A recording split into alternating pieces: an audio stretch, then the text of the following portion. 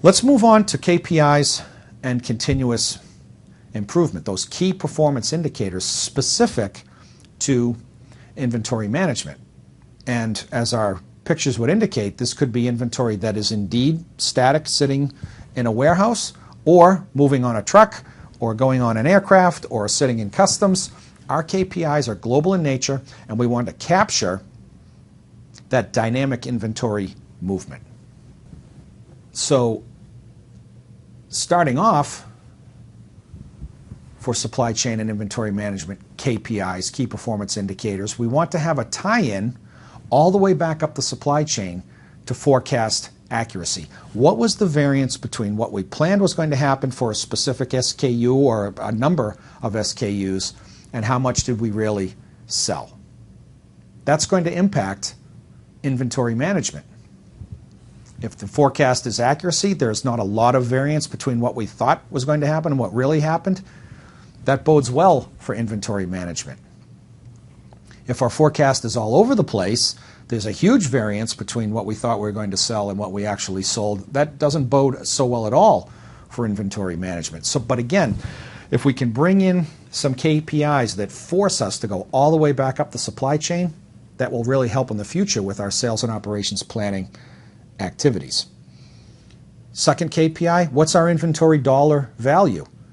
If we said at the very beginning of this module, we have to make strategic decisions about how much we're going to invest in inventory, clearly one of our KPIs is, did we go above that number or have we gone below that number? What's our inventory dollar value?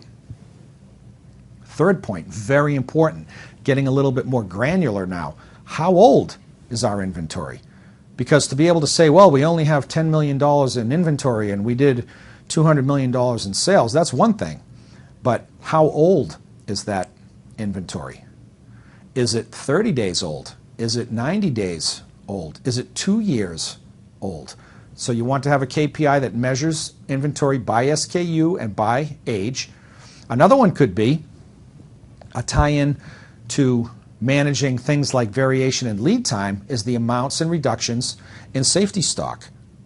Maybe a company that has experienced high variation in lead time has been forced to carry a great deal of safety stock to accommodate that variation. Well, if they attack the source of the variation, is it logical to say that people could reduce inventories by reducing safety stock? Certainly. So we have to have a baseline from which to start. What are the amounts of safety stock by SKU and any potential or actual reductions that have taken place? We talked a bit about the costs associated with managing inventory, so we have to have KPIs around budget compliance, our last bullet point on this slide.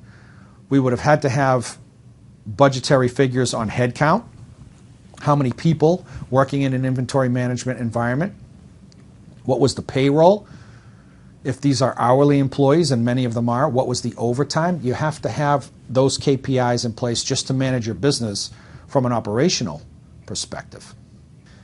Carrying costs. We dedicated a fair amount of time to identifying what types of carrying costs were out there, and now talking about what specifically they are.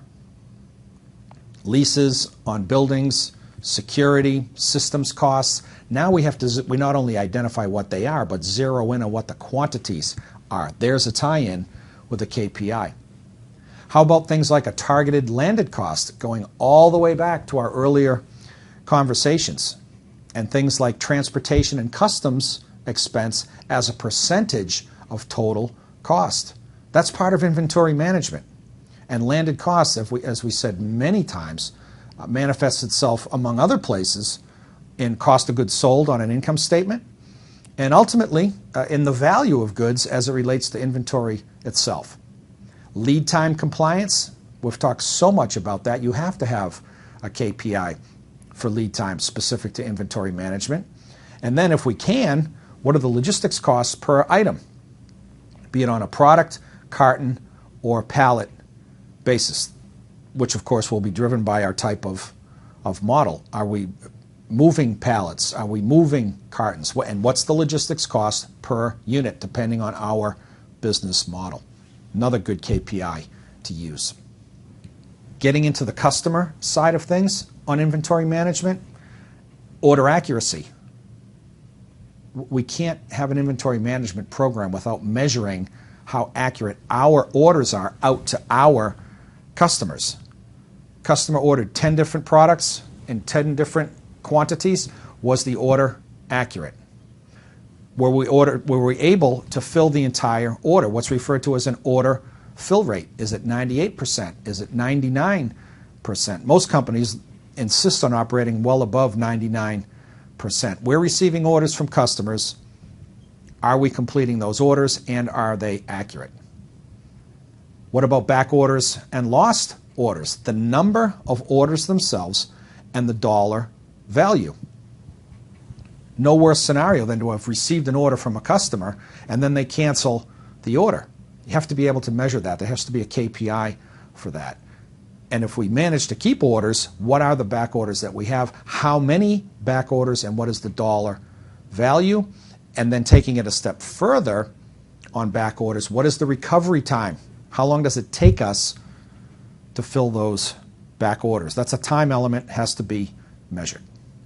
A couple of more. Number of incidents, and we're talking about risk of loss or damage to the goods, theft, loss, pilferage, etc. How many times did that happen? How many claims do we have for insurance, be it related to theft or damage or a combination of the two? What are our insurance premiums? You absolutely have to measure that from an inventory management perspective. And then, of course, if we do have shrinkage, theft or loss, what is the dollar value of that shrink? So that's the end of Module 7. Lots of material in that module. Hopefully we were able to tie in the buy side and the sell side and really demonstrate what we mean by integration and synchronization, introduce some new concepts like EOQ, like order points, and continue to bring our supply chain journey full circle. Now we're going to move on to Module 8, and we'll see you then.